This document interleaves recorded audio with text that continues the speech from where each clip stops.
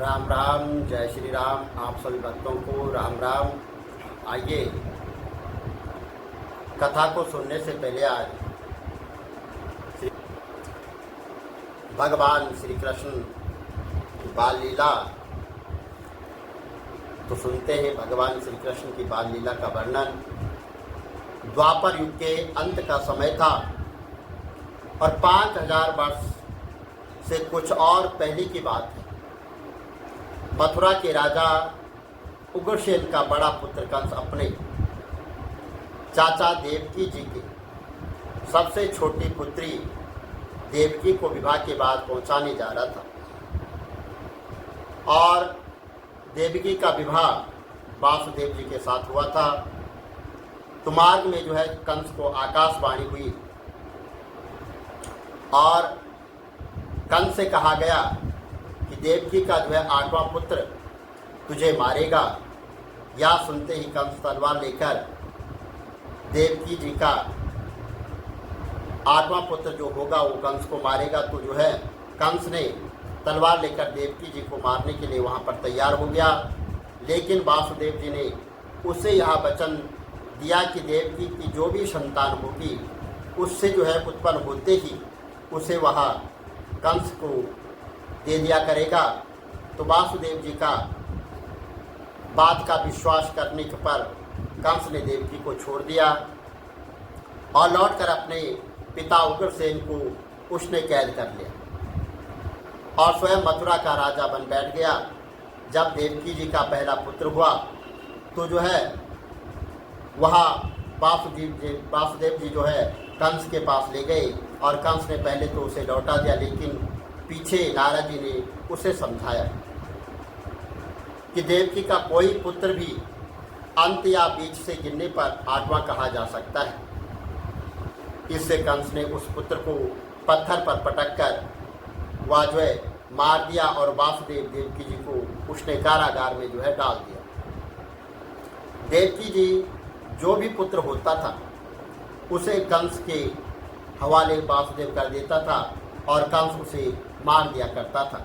इस प्रकार 6 पुत्र मारने पर देवकी के 7वें गर्भ में अनंत भगवान शेषनाग आए और कंस के वैसे वासुदेव जी ने शेष सभी रानियों मथुरा छोड़कर जहाँ तहाँ चली गई और उनमें से रोहिणी जी गोकुल में जाकर वज्रराज नंद जी के यहाँ रहा करती थी। भगवान की आज्ञा से योग माया देवकी जी के 7वें गर्भ को खींचकर और रोहिणी के पेट से स्थापित कर दिया। मथुरा में लोगों ने यही समझा कि देवकी का गर्भपात हो गया है और देवकी के 8वें पुत्र के रूप में भगवान प्रकट होने वाले हैं। कंस इस बार कारागार पर खूब कड़ा पहरा उसने वहाँ पर बिठा दिया और कहा कि यहाँ पर खूब अच्छी तरह से निगरानी करो।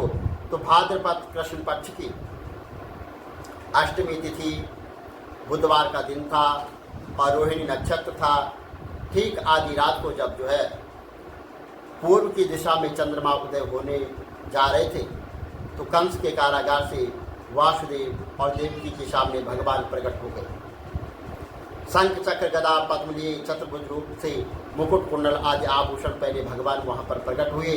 भगवान के तेज से कारागार की अंधेरी कोठरी में प्रकाश छा गया और वासुदेव देवकी ने हाथ जोड़कर भगवान की वहाँ पर स्तुति की। तो माता देवकी ने प्रार्थना करते हुए भगवान से कहा कि आप बालक बन जाइए। इसलिए भगवान ने साधारण मनुष्य के नवजात शिशु का वहाँ पर रूप धारण कर लिया और वासुदेव जी को भगवान ने आज्ञा दी कि मुझे गोकुल नंद जी के घर पहुँचा दो और वहाँ पर यशोदा जी ने आज ही कन्या वहाँ पर उत्पन्न हुई है, वह मेरी योग माया है, उसे यहाँ ले आओ।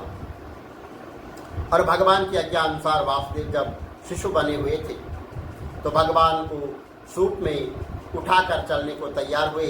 तब उनके हाथ पैरों में जो बेड़ियाँ बंधी हुई थी और अपने आप खुल गई और कारागार के दरवाजे, किवाड़ के ताले, जंजीर और किवाड़ भी वहाँ पर खुल गए।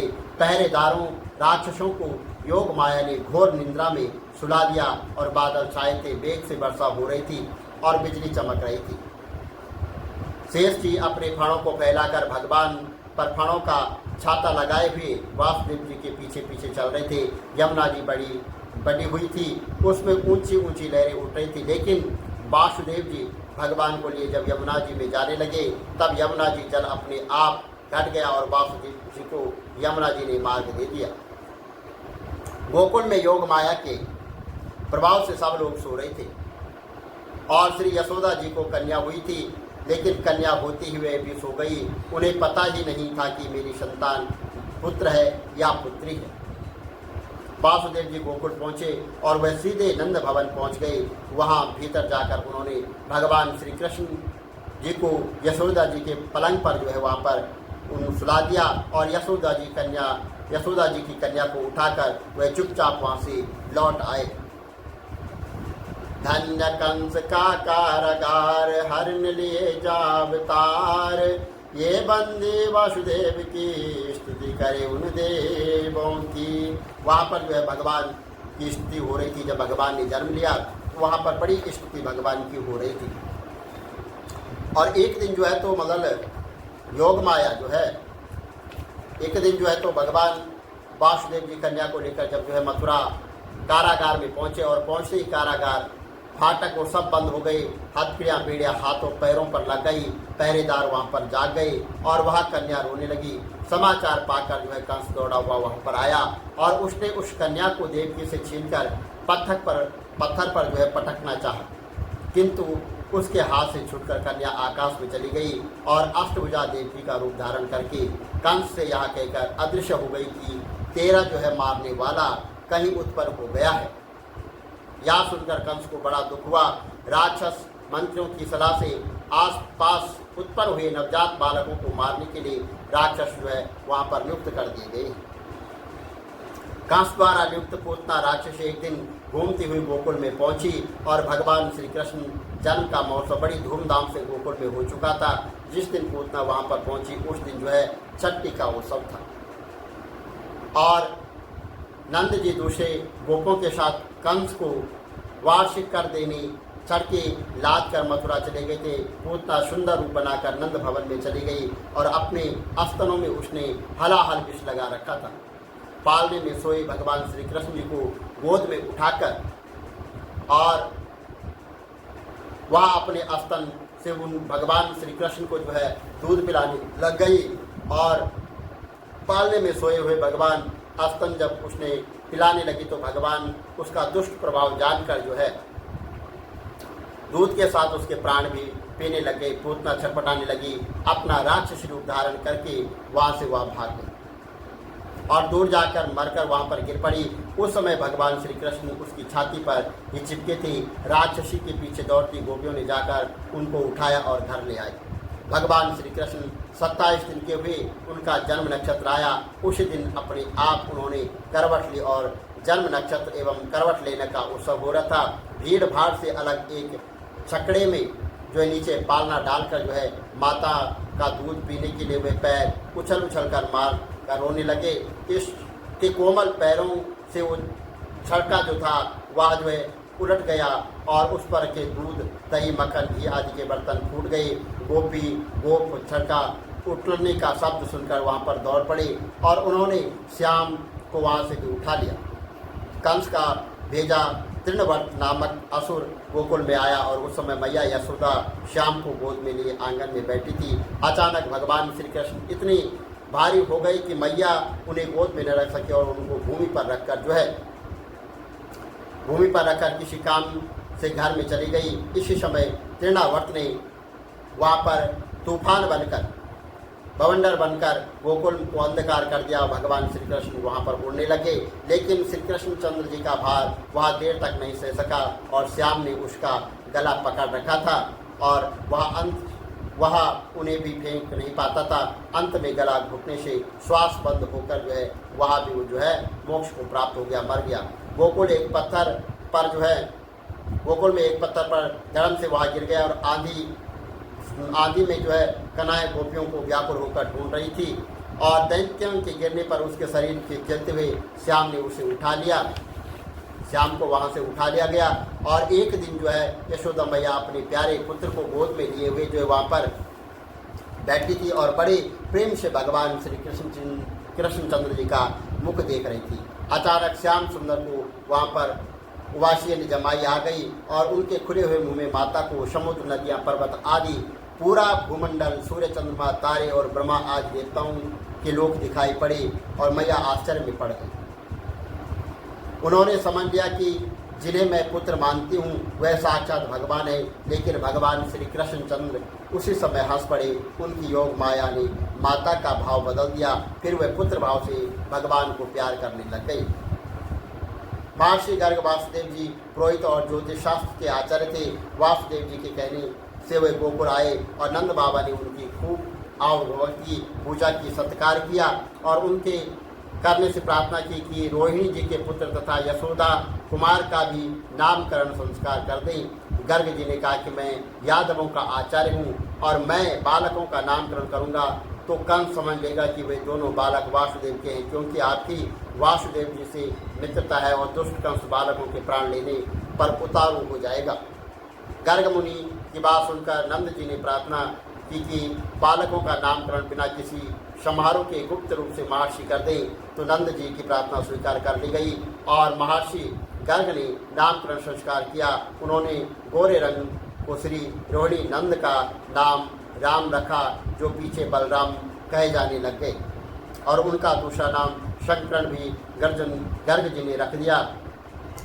नवीन जल भरे मेघ के समान सांवरे यशोदा कुमार का नाम गर्ग जी ने कृष्ण रखा और श्री बलराम और भगवान श्री कृष्ण कुछ बड़े होने पर नंद भवन में आंगन में घुटनों के बल वहाँ पर वो चलने लग गए।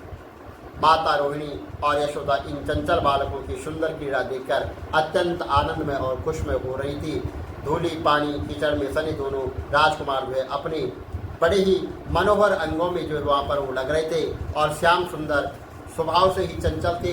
वे बार बार उठते खींचते थे और उन्हें रूठने की अद्भुत शोभा थी। भोजन करते करते हुए भाग खड़े होते थे या रूठ जाते थे। तब नंद बाबा उनको साथ में बैठा कर भोजन कराते थे।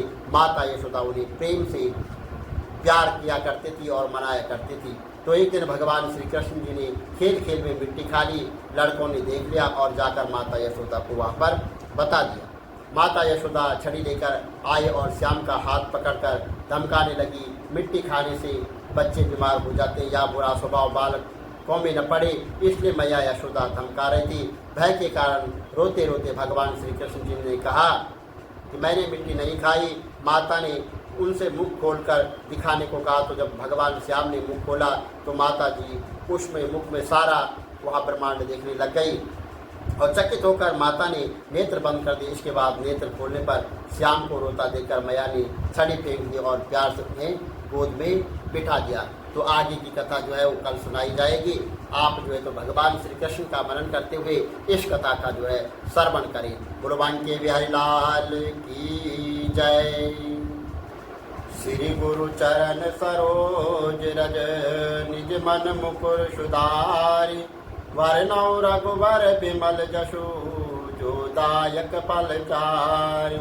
बुद्धिहीन तनु जानिके सुमिरो पवन कुमार। बल बुद्धि विद्या दे मोहि हरौ कलेशु विकार। सियावर राम जय जय राम, मेरे प्रभु राम जय जय राम। जय हनुमान ज्ञान गुण सागर, जय कपीश तिहु लोक उजागर। राम दूत अतुलित बल धामा, अंजनी पुत्र पवन सुत नामा। महावीर विक्रम बजरंगी, कुमति निवार सुमति के संगी। कंचन बरन विराज सुबेशा, कानन कुंडल कुंचित केशा। हाथ वज्र ध्वजा विराजे, कांधे मूंज जनेऊ साजे। शंकर सुवन केसरी नंदन, तेज प्रताप महाजगवंदन। विद्यावान गुणी अति चातुर, राम काज करबे को आतुर। प्रभु चरित्र सुबिने को रसिया, राम लखन सीता मन बसिया। सूक्ष्म रूप धर सिंह दिखावा, विकट रूप धर लंक जरावा। भीम रूप धरि असुर संहारे, रामचंद्र के काज सवारे। लाए सजीवन लखन जियाए, श्री रघुवीर हर्षि उर लाए। रघुपति की ने बहुत बढ़ाई, तुम मम प्रिय भरत संभाई। शश वदन तुम रो यश गावे, अश कई श्रीपति कंठ लगावे। सनकादिक ब्रह्मादि मुनीषा, नारद सारद सहित अहिंसा। जम कुबेर दिगपाल जहाँ ते, कवि को बिंद कह सके कहाते। तुम उपकार शुक्रे बई की ना, राम मिलाई राजपद दीना। तुमरो मंत्र विभीषण माना, लंकेश्वर भय सब जग जाना। जुग सहस्त्र जो जन पर भानु, लियो ताई मधुर फल जानू। प्रभु मुद्रिका मिल मुख माई, जल दिलाज गे अचरज नाई। दुर्गम काज जगत के जेते, सुगम अनुग्रह तुम रे तेते। राम दुआरे तुम रखवारे, होत न क्या बिनु पैसारे। सब सुख लहै तुम्हारे शरणा, तुम रक्षक काहू को डरना। आपन तेज समारो, आपै तीनों लोक हांकते कांपे। भूत पिशाच निकट नहीं आवे, महावीर जब नाम सुनावे। नाशे रोग हरे सब पीरा, जपत निरंतर हनुमत वीरा। संकट ते हनुमान छुड़ावे, मन क्रम वचन ध्यान जो लावे। सब पर राम तपस्वी राजा, तिनके काज सकल तुम साजा। और मनोरथ जो कोई लावे, सोई अमित जीवन फल पावे। चारों जुग परताप तुम्हारा है, प्रसिद्ध जगत उजियारा। साधु संत के तुम रखवारे, असुर निकंदन राम दुलारे। अष्ट सिद्धि नौ निधि के दाता, अश्वर दीन जानकी माता। राम रसायन तुमरे पासा, सदा रहो रघुपति के दासा। तुमरे भजन राम को पावे, जन्म जन्म के दुख बिसरावे। अंत काल रघुवरपुर जाई, जहाँ जन्म हरि भक्त कहाई। और देवता जितना डरई, हनुमत से सर्व सुख करई। संकट कटे मिटे सब पीरा, जो सुमरे हनुमत बलबीरा। जय जय जय हनुमान गुसाई, कृपा करो गुरुदेव किनाई। जो शतवार पाठ कर कोई, छूटे बंदी महासुख होई। जो या पढ़े हनुमान चालीसा, होय सिद्धि की गौरीशा। तुलसीदास सदा हरि चेरा, की जय नाथ हृदय महाडेरा। पवन तनय संकट हरन, मंगल मूर्ति रूप। राम लखन सीता सहित, हृदय बसों सुर भूप। सियावर राम जय जय राम, मेरे प्रभु राम जय जय राम। करो कल्याण सीता राम, मेरे मन बसियो सीता राम। पवन पुत्र हनुमान की जय।